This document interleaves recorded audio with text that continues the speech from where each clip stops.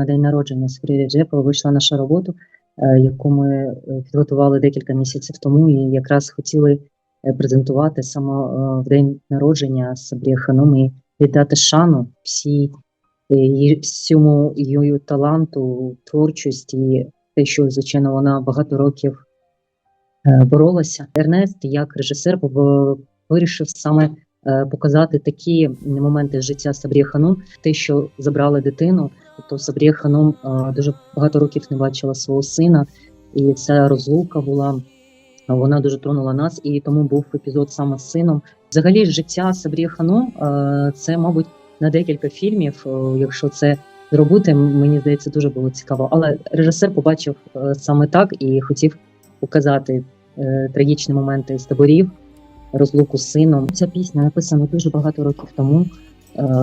Цього разу ми попросили просто зробити аранжування, і Хусейн Бекіров писав аранжировку трохи іншу, не схожу на інші версії, але нам дуже сподобалось, і ми вирішили записати цю пісню. Найближчими днями ми будемо презентувати якраз на різних музикальних площадках, і так само пісня Сабріє буде на всіх майданчиках.